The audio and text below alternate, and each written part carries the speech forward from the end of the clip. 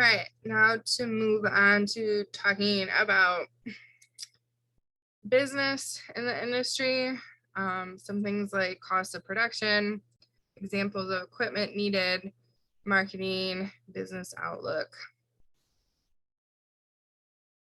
So we are going to talk about a few business terms.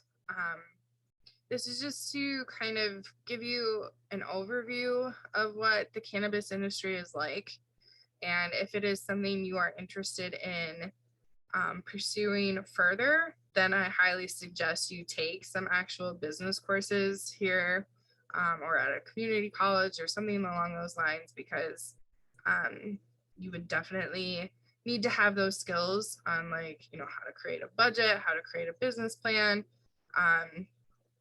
what kind of skills are needed for managers, what kind of people you would need to hire, that sort of thing. But the few terms we're going to take a look at throughout this topic, be able to define those, what it takes to start a business, the costs of production, that sort of thing.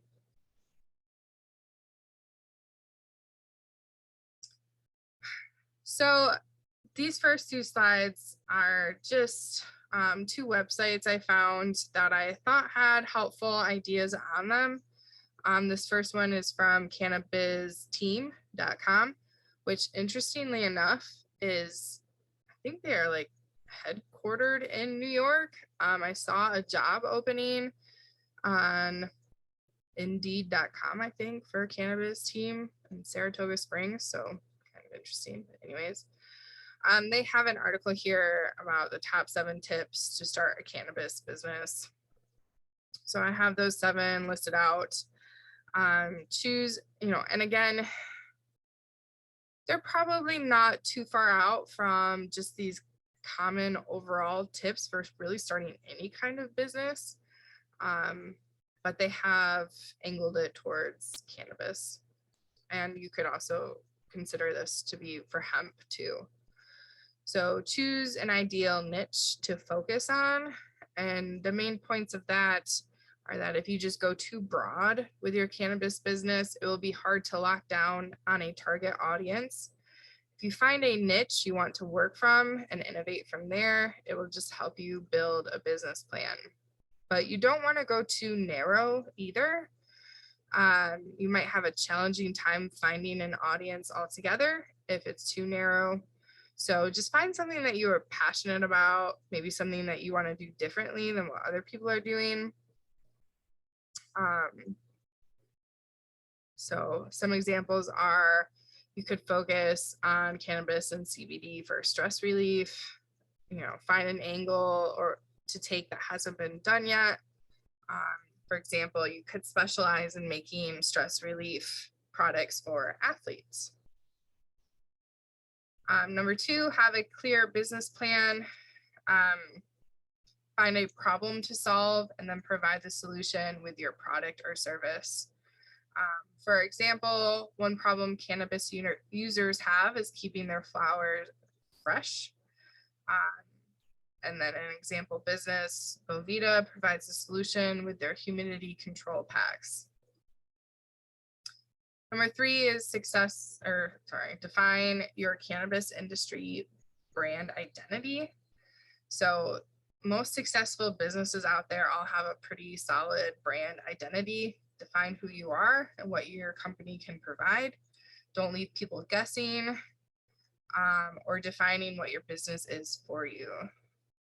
So part of this is creating your company's mission statement, explaining your brand's values, and what your ideal company culture is. So it's not wholly about sales, but also creating a product or service that will help you gain a target audience. Number 4, research your competition.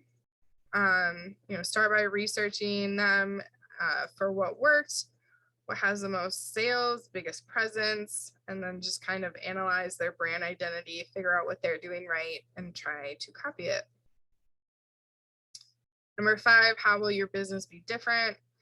After researching your competitors, you'll get a good idea of how you can differentiate yourself from the rest. The industry is flooded with dispensaries and businesses that are similar, and you don't want yours to get lost in the crowd. So brainstorming how your brand can be different should be part of your business plan. You don't want to be drastically different in what you offer, but you could be unique in style, voice, service, message, etc.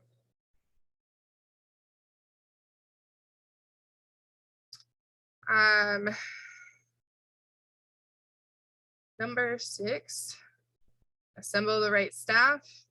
So your cannabis business plan should set you up to assemble a team that will work well together. Choosing the best talent for your company's goals and culture is ideal. Having a diverse team with different backgrounds, you'll be able to get different perspectives and relate to a wider portion of the community. And then the last tip is include an organic growth strategy in your business plan. Implementing an organic growth strategy for your cannabis company will help support your cannabis business in the long run. First, analyze your target audience and learn about their preferences to create marketing plans that speak to them. Many businesses only have a vague understanding of their target audience. So you'll want to make sure you define your expertise well. Your company can't be everything at once. So you'll want to define clear differentiators, which are features or benefits that set you apart from your competitors. Using all the tools that you have out there to gain an audience, weekly blogs, write columns for cannabis businesses, run a bi-weekly podcast, set up interviews with prominent cannabis publications. There's a number of things you can do with that. So anyways, if you want to check that out more, the link is on that slide. The other article was 10 questions to ask before starting a cannabis business from leafly.com. And this was actually, I don't know if they interviewed the company Good Tree Capital or if Good Tree Capital wrote part of it. That's what they used. But anyways. So a lot of it is similar to what was on the last slide. There are a few more things that they added here that I think are beneficial to remember as well. So, how do I pick the right community? And that is just, again, remembering that a lot of what we're going to talk about in this class is based on New York's regulations and laws, and it's different for each state out there. So a lot of people kind of consider California to be like the weed capital of the country because they've been doing it the longest, but less than 1/3 of California cities actually allow medical use cannabis business in their borders, and even a smaller number of counties permit adult use cannabis business. Another example, Michigan made it legal for 792 towns and cities to sell cannabis, but 39% of those cities used hyper-local measures or city legislation to block cannabis businesses. So know where you're at, know if you're going to be able to have a business there, if you're going to have a target audience. Also, what business model is right for me. A lot of people kind of immediately think about dispensaries in this industry. But that's just one of the many businesses that operate within the industry. There's a lot of things you can do out there, whether it's on the growing side, the packaging, the transportation, the legal side, the communication side, so there's a lot out there.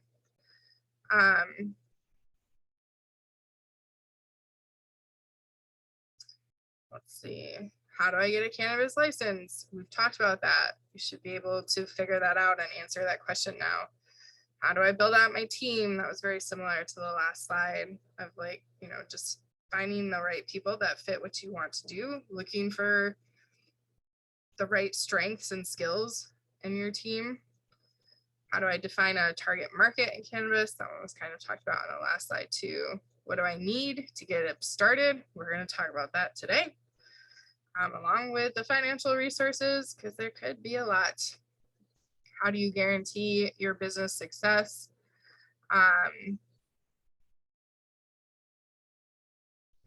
You know, the industry is growing and changing at a pretty fast pace. You know, still illegal at a federal level, that could change. Legal in each individual state, that could change. But they are being pretty optimistic in, you know, what the industry would be worth annually for the US, like in total. So all the states that's legal in total, they're saying $130 billion annually. So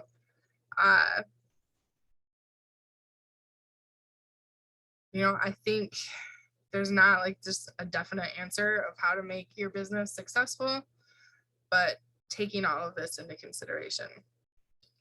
How will future cannabis legalizations impact my business? Again, that's something you'll probably have to research on your own if this is something you wanted to do, and keep on top of all of that stuff. Where do you go for more information? You can check out this website. You can go to Office of Cannabis Management. You can go to New York Department of Ag and Markets. You know, there's a lot of resources out there. But we're going to start with talking about production costs. And even I've got some examples of even like if you were starting out with nothing, like not even having a site to grow on. This link here was done by some drug enforcement organization, and I'm not going to remember what they're called.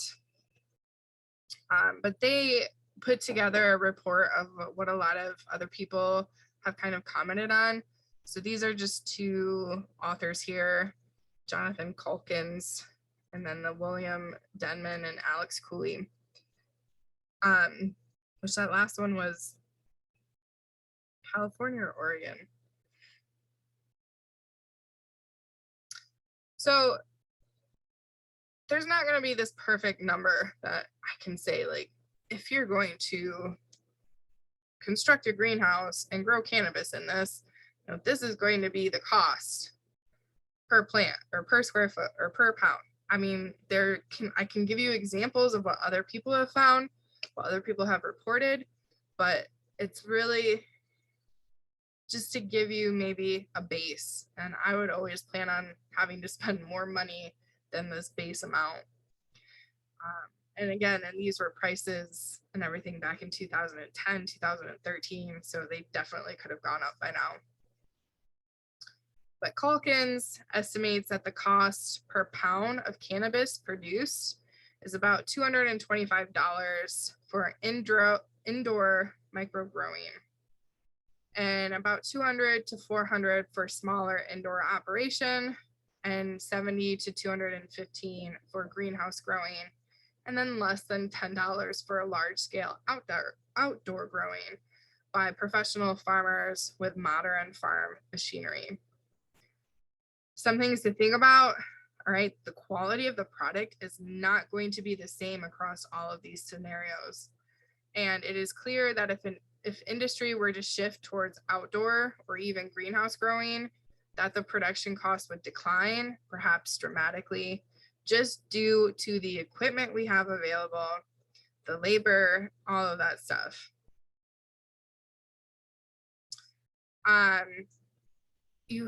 There's a number of things to think about, and you'll kind of see this common pattern happening throughout this topic, is that first there's, talking about indoor growing operations, greenhouse growing, and outdoor farming, right? There's going to be differences in size. All right, outdoor growing could be a whole acre, all right, 43 whatever square feet, whereas indoor could be like 10,000 square feet, so much smaller. Greenhouse growing, right, still kind of indoor, and I think about indoor as in like in a building, not a greenhouse. Greenhouse growing is still indoors, but you're under the glass, plastic, whatever. And outdoor is officially outdoor. When we do talk about costs involved with each of these, and there's going to be a lot of variability, because like a greenhouse, you can lock that up and nobody gets in to steal your stuff. Outdoor farming, how do you lock that up? Maybe you have to install a fence, maybe you have to install a security system. So that's going to add more money to your cost of production. So it's very, very variable. And but I don't want that to take away with like what the main points I'm going to try to get across in this. This other article that's called the Solstice Report, like I said, I'm pretty sure it was it's Oregon, Seattle area. They just took a look at 2 different indoor grow types that just had variable square foot size. So either 1,500 square foot or 10,000 square foot. Makes it, I guess, kind of nicer because now you're looking at specific, both of these indoor are going to need the same things when it comes to climate control, lighting, pesticides, fertilizers, all of that. It's just going to be a difference in the size. So we can take a look at how small scale or large scale impacts. And they did not consider greenhouse growing, unfortunately. But again, just to show you what I consider to be the differences. Both of these are really, both of these are really indoor because it is enclosed. And that means you can grow in a controlled environment, controlling the airflow, the air temperature, the humidity. I say temperature already. Watering, fertilizing schedule, pesticide schedule, lighting, which indoor you typically have to have supplemental lighting. Greenhouse, maybe you just rely on natural light. So if you want to check out some of these articles about this, the Leafly one is pretty cool. It's different because it's mostly talking about indoor versus outdoor. So we can pretty much say that indoor, whether it's in a building or the greenhouse, allows you to completely control your environment, your temperature, light source, CO2 levels, humidity, without having to worry about weather. So indoor typically produces flower with higher THC percentages.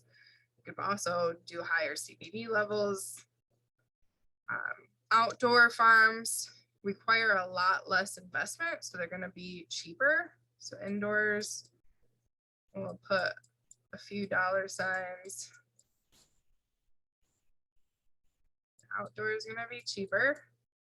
And that's just because you don't literally have this infrastructure, this building that needs to be built. Your land could be cheap. You could already have the equipment and everything available to you because maybe you're a big farmer that also does other stuff. Free sunlight, free soil, maybe you have to pay for water, maybe you don't, I don't know.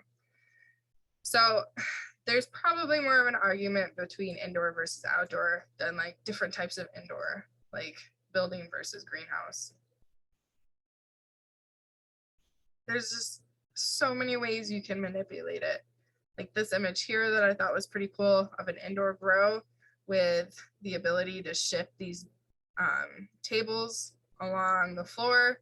You've got a top shelf and a bottom shelf. I mean, that's just doubling the number of plants you can have in this place.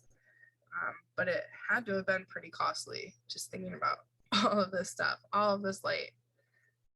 So how much money you have to spend on this could be a big impact. So this is an example from that link that I had up when talking about Culkin's and that Solstice report. So this is mostly from the Solstice report because it was that indoor production with the 1,500 square foot versus 10,000 square foot facility.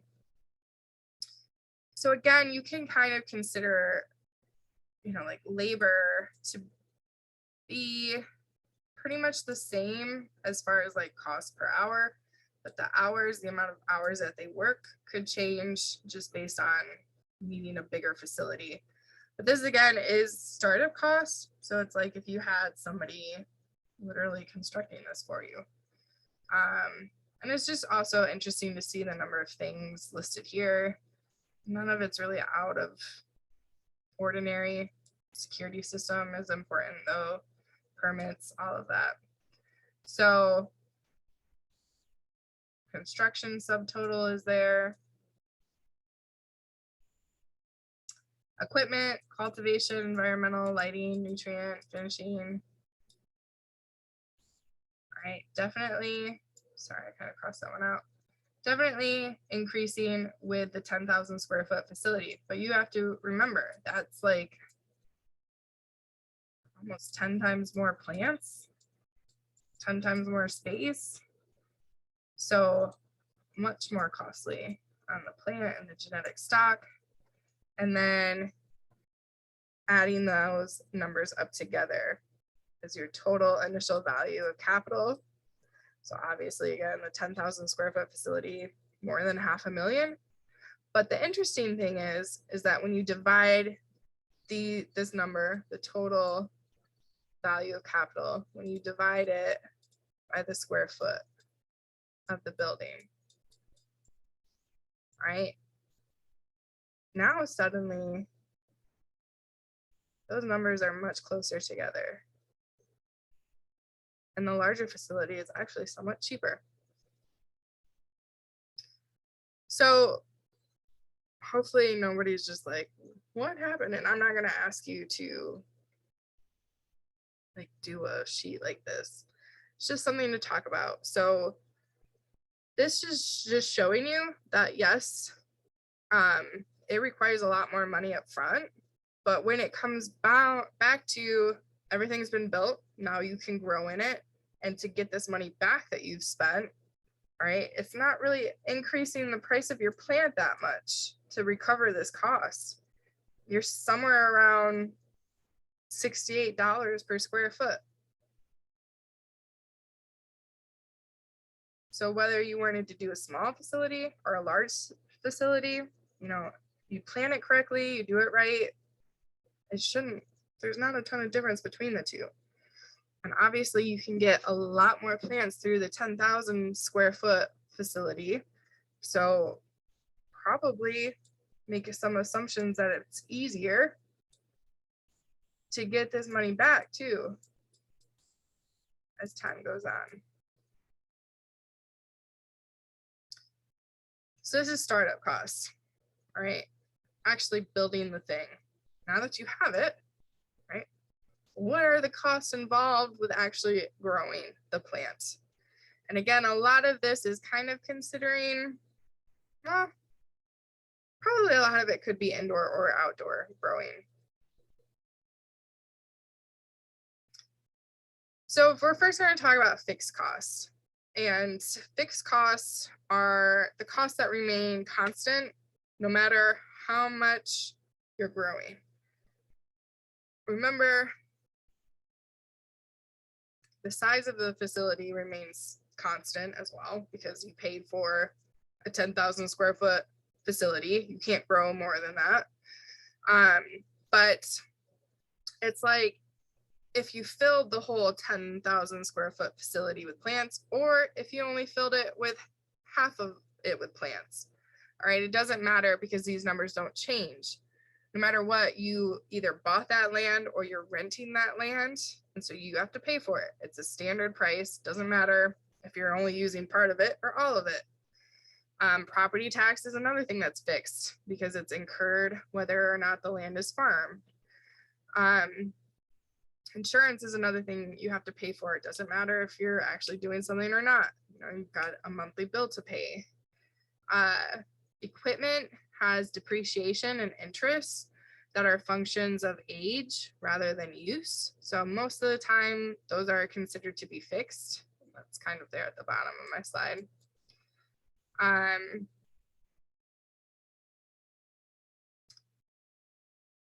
Land charge, we talked about that. Hired hourly labor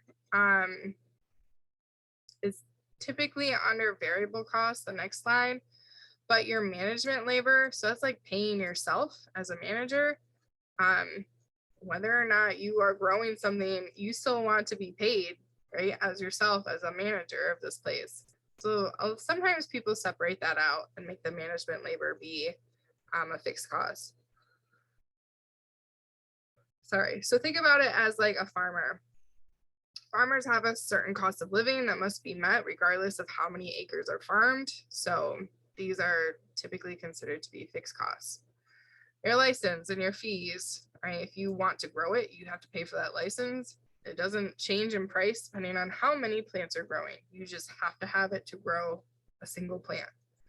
Security systems, again, most likely if you're going to grow it, no matter how many plants, you're going to have it.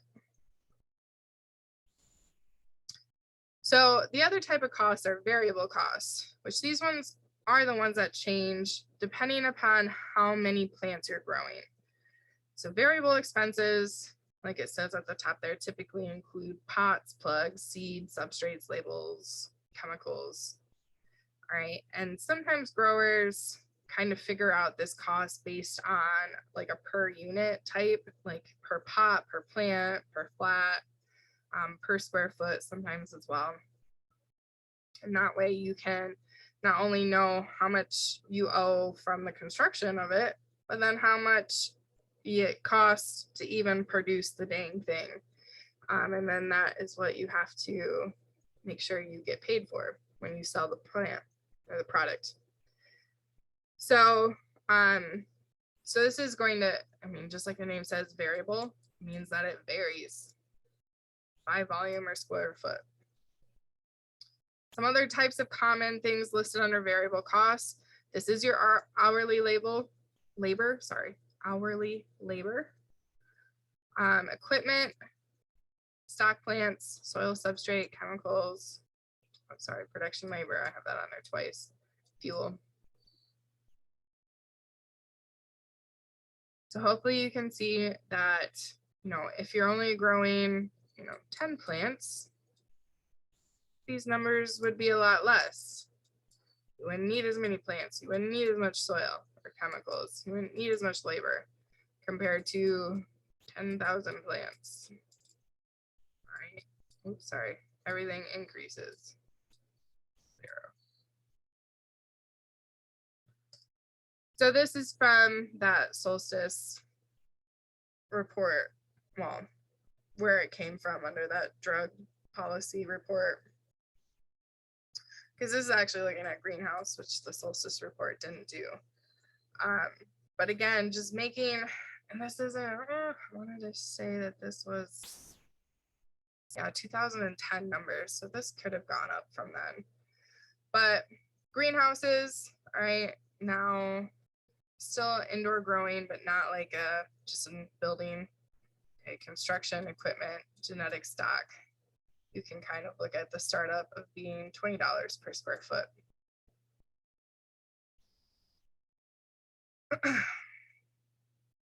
The long run variable costs. So this is adding in those variables we talked about now to actually grow the cannabis in there. And so this is not fixed stuff. This is, although there's some fixed stuff in here, but this is like rent. Oh, rent's fixed too.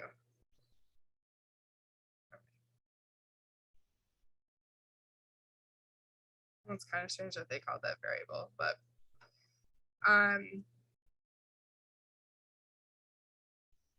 so we have this side of the cost that I'd probably call a little bit more fixed, but this comes right from that PDF.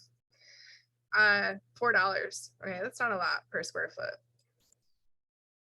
So to add that up, we're at like $24.95.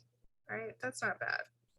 But this isn't including the cost of your seed or your stock, material, substrate, chemicals, that sort of thing.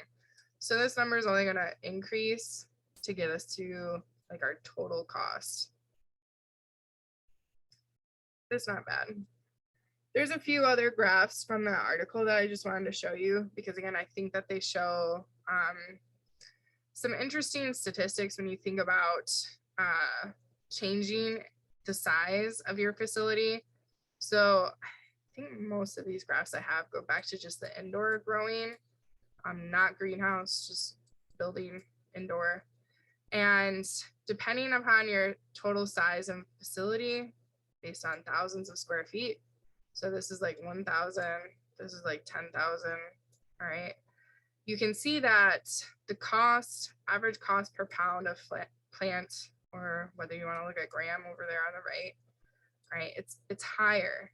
When you have a smaller building, you have a lot more cost to account for. And so that cost per pound is very high compared to your 10,000 square feet, right? We managed to go down 60, 70, 80, $80 per pound. And then it does kind of level off.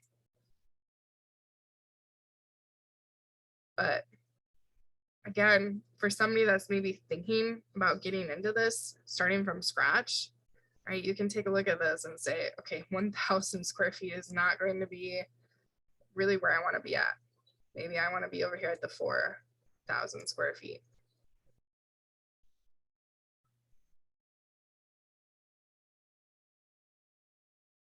And this kind of curve to it is just taking into consideration that there are things that don't cost a ton more when you are purchasing it at a higher level. You get discounts on bulk, things like that.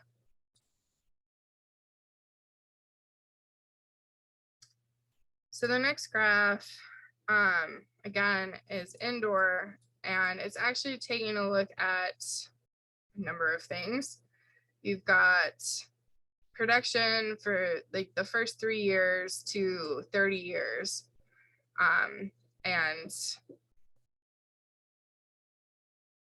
so you generally, really in anything you producing, and it's not specific to cannabis, you are going to start to see a decline in how much it costs to produce it. And that is, again, just due to changes in technology, getting things at a bulk price, things that you figure out you're able to do yourself. Some costs start to just be minimized. So you've got the different years. Here is a different color line. And then again, you still have different sizes of facilities here. So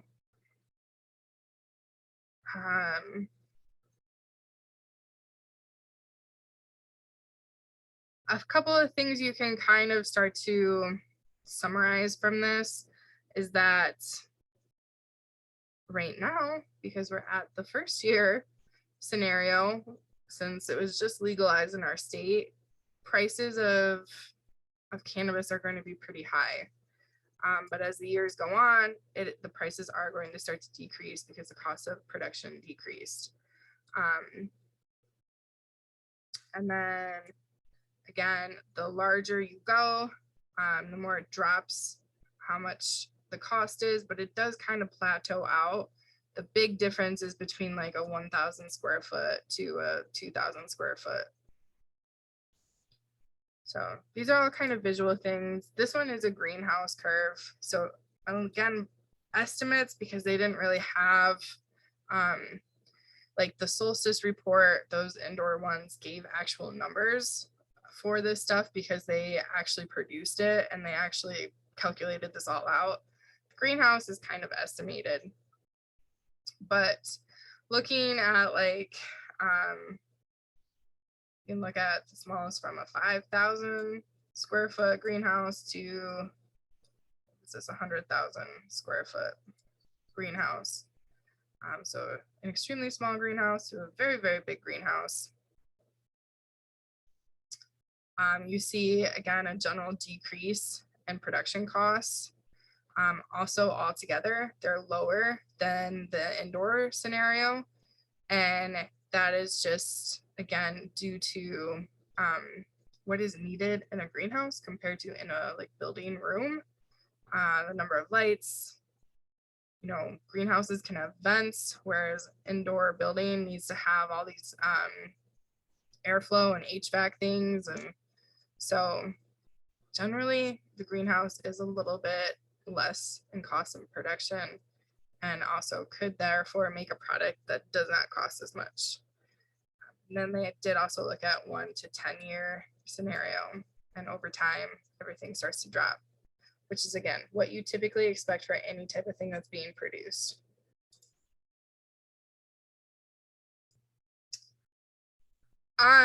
So this is comparing indoor to greenhouse, and the indoor only gets so big, so that's kind of why it's cut off there. And then this first one, oh yeah, it says it right there, is the 1-year scenario. The one on the right is the 5-year scenario.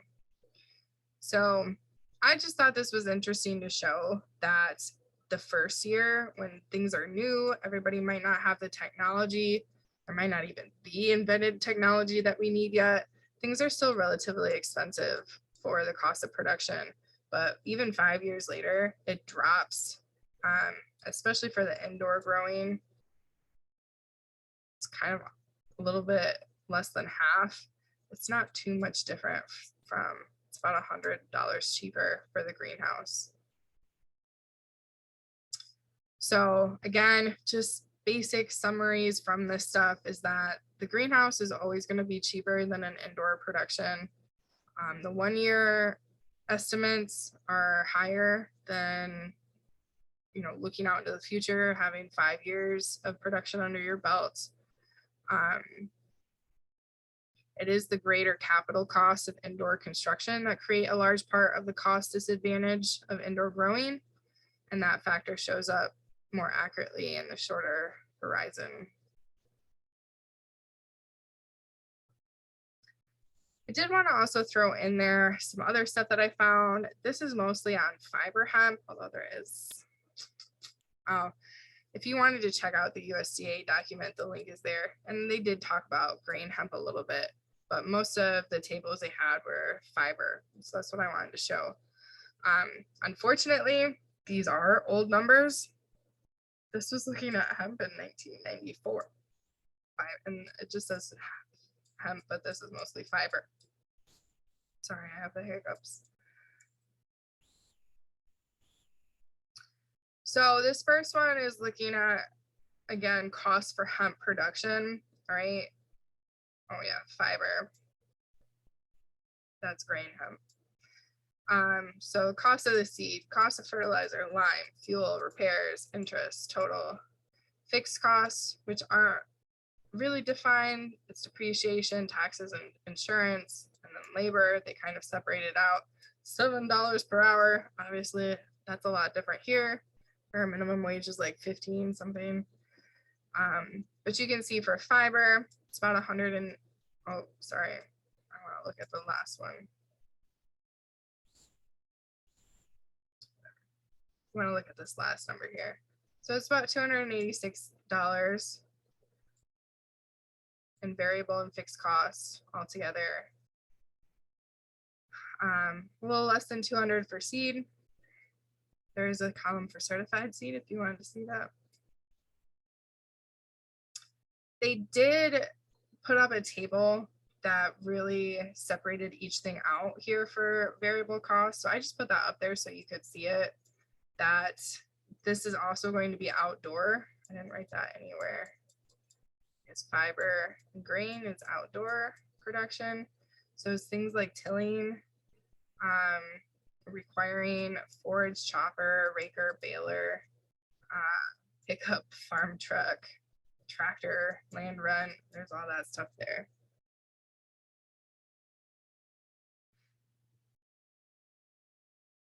So there's a lot of costs involved. I just wanted you to see that there. This bottom table, though, shows the net return.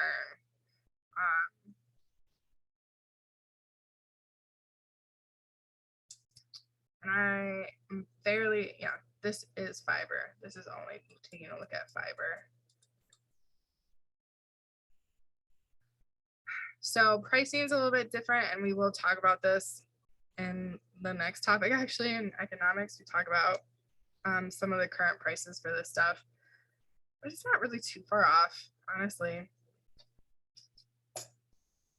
Yeah, right now we're at like $70 to $135 per ton, so it's not too far off. But it's just showing you the difference in the yield. So you have some varieties of the fiber hemp that are going to have different amounts of yield, or it could be impacted by the year, by the weather. And then again, price is dependent upon who you make your contract with, what they're going to pay for it. So if you have a small yielding cultivar, you're really never going to make even. All of these are a negative number, but really don't start to hit positive until you're at a yield of 5 tons per acre and at $125 per ton. So that's when we start to get positive. And yeah, same goes for the next one. And then 7 tons per acre. If you're going to be at somewhere between 100 and 125, you'll make a profit. So this is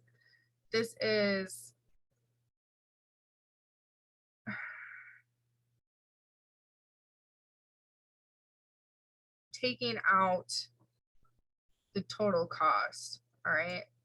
So you might have made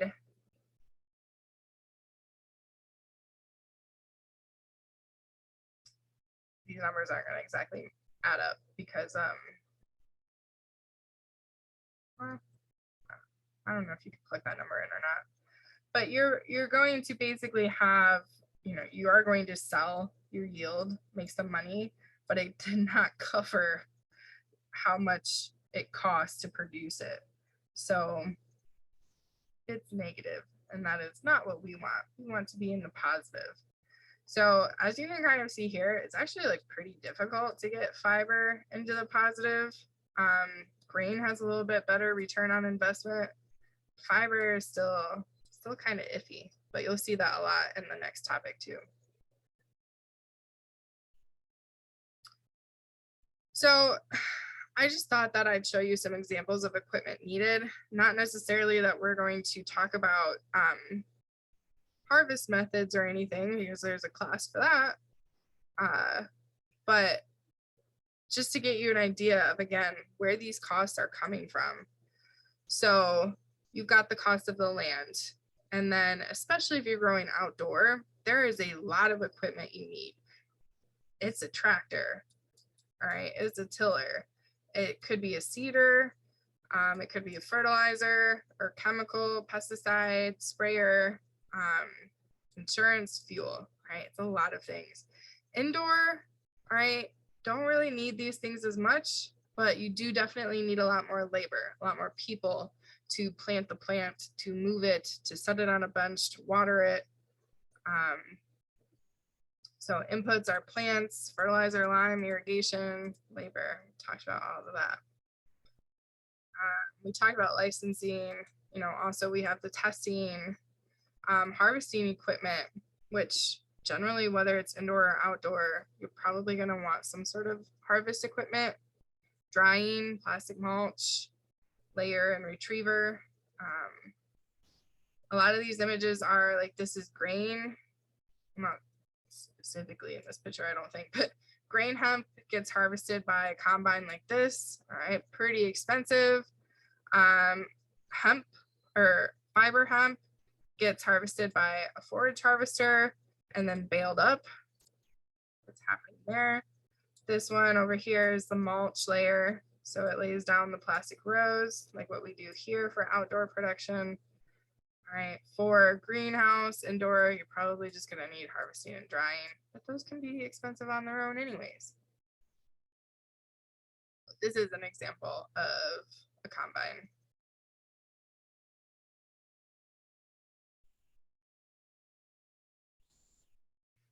Sorry. So it is collecting the grain from the top of the hemp plant there, leaving the stalks behind. This one is actually a dual purpose. I don't talk about the dual purpose a ton. But again, it's one way that people are like, maybe I can make even more money because you don't get a ton of money from this.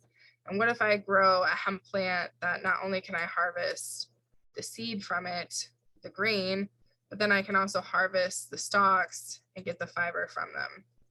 So this is like a combination forage harvester on the bottom and like a combine head at the top that's collecting the seed, and it's leaving the stalks in the rows to, yeah, it should be, to Rhett out there in the field, and then they'll come collect it. So we talked about labors a lot, but using any kind of equipment, even if it's just a substrate mixer for a greenhouse, there's repairs and maintenance involved, hauling and shipping, processing, drying, CBD and cannabis or marijuana will go down here too as the same thing, needing, drying, processing, and potentially extraction, depending upon what product you're selling. So cost of equipment can get pretty costly. Tractors, I just put like a really average number on there of like what you could find at like an auction place. Some of the more powerful ones that are needed are like 75,000. Combines, you're looking at almost $500,000. Forage harvester, 42,000. Transplanter, 5,000. Mulch and tape layer, 7,000. And these three here are just implements like this that go on the back of a tractor. So you have to have a tractor. They have to be hooked up together. You can't just buy this by itself and it'll work. Irrigation is kind of on its own though. It's thinking about like drip tape and things like that. So again, things are getting costly. That's why it's beneficial for some of the farmers who already farm other crops. They might already have a combine, so they don't need to buy a new one. Or you can be part of a co-op and share some of this tractors and implements. So anyways, some other big things to take away, and again, things can change as this industry, especially within the state, gets built with the Office of Cannabis Management. But the more production we see, the bigger facilities, it's generally going to drop the price. And prices already start to drop as marijuana is legalized because there is always risk involved that raise the price up. So that makes sense. There's also going to be a drop in employee pay, most likely, because typically that would have been possibly low-skilled workers.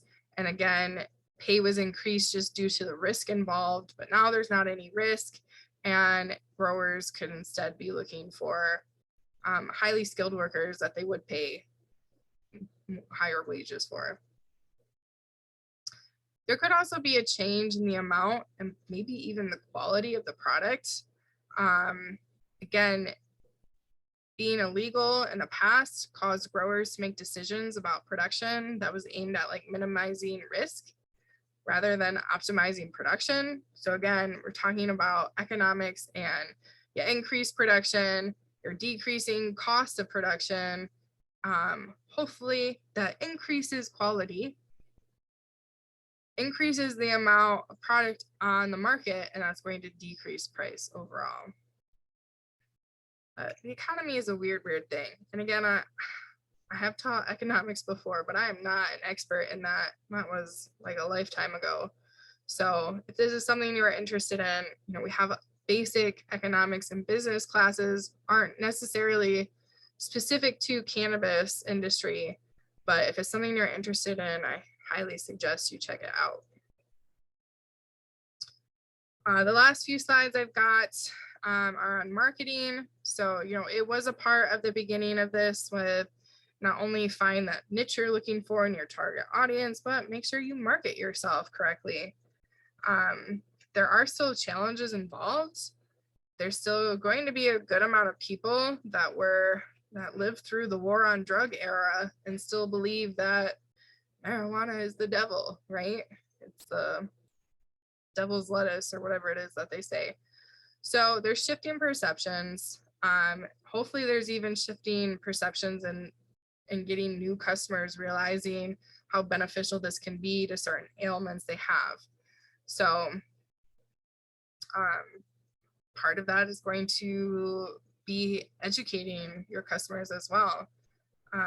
What it's used for, how you use it, how you're not going to make a product that's going to be abused easily and things like that.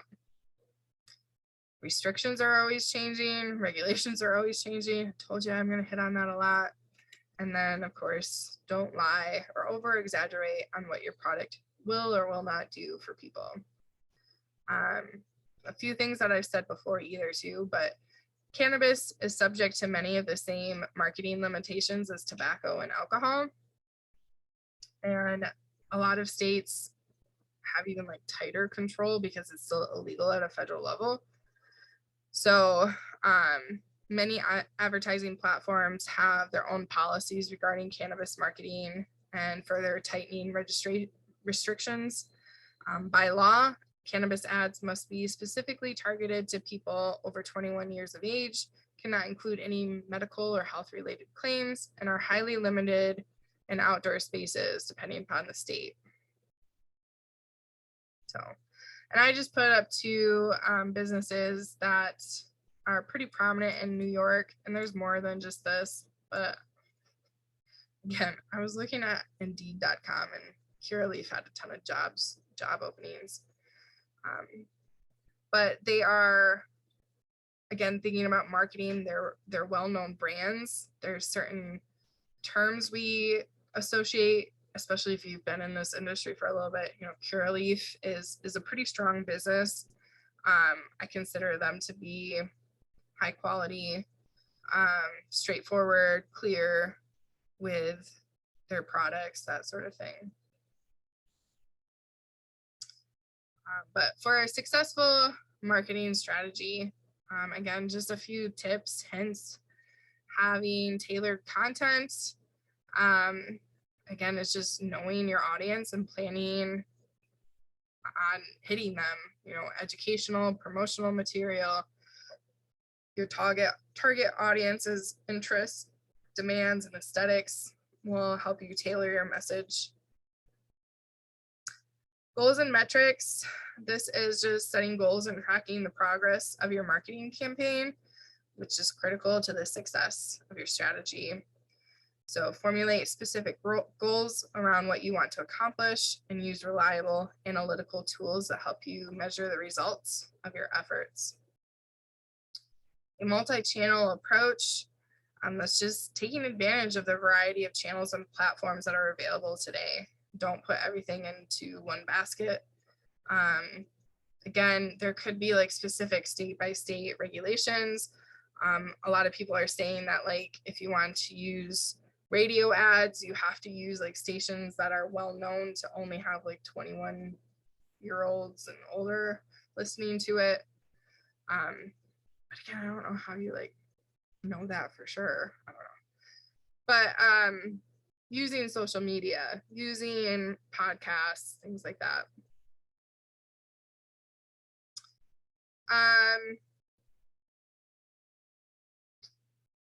Changing consumer base. Oops, sorry. Go forward. So as cannabis moves further into the mainstream, consumer demographics have moved with it. Again, you're going to have like a lot of people stereotyping a stoner, but that's no longer the standard profile of the cannabis consumer. A lot of people are using it again for medicinal reasons. So just stay connected to that and understand, do research on your area, what people are looking for. Focus on education because again, products have evolved and diversified. Ingesting cannabis by smoking a joint is just one of the hundreds of options available. So it could be edibles, capsules, things like that we've talked about that might be accepted better and the target audience of your area that you're going for. And then make a brand, which is just, again, making your business name, the logo, mission, that sort of thing, well known among your audience, and creating this brand that, again, people associate certain words with, like high quality or reliable, organic, clean, things like that. So, and we have marketing classes here because I am not a marketing person, so definitely suggest that. But like I mentioned, a lot of different platforms available: social media, paid ads, email, video, podcasts, getting connections with magazines and things like that. So this is an example of a campaign that is trying to use social media and education too. And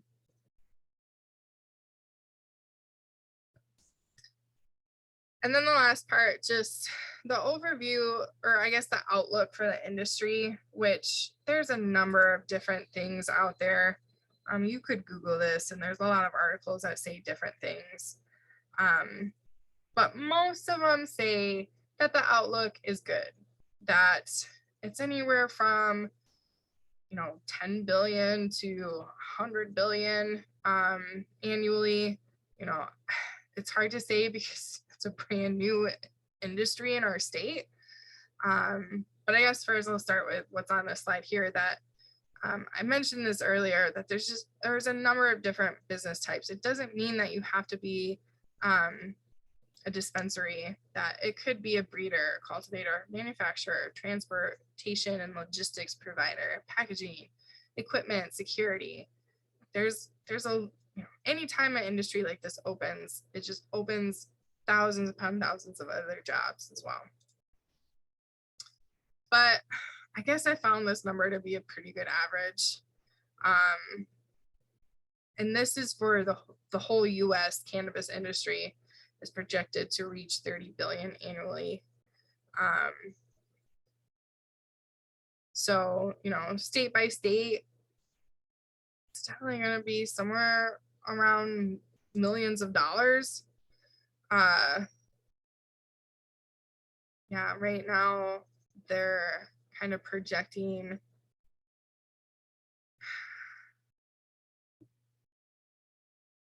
let's see, this is in millions. So this would be almost $1 million, 975,000, right? Or they're not saying 2 billion, are they? Or maybe they are. Maybe they're saying in the first year 975 million and then 2 billion in the fourth year potential, because we don't have an industry quite yet.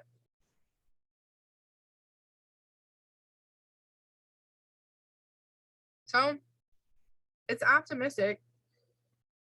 It definitely is on the high end of the range.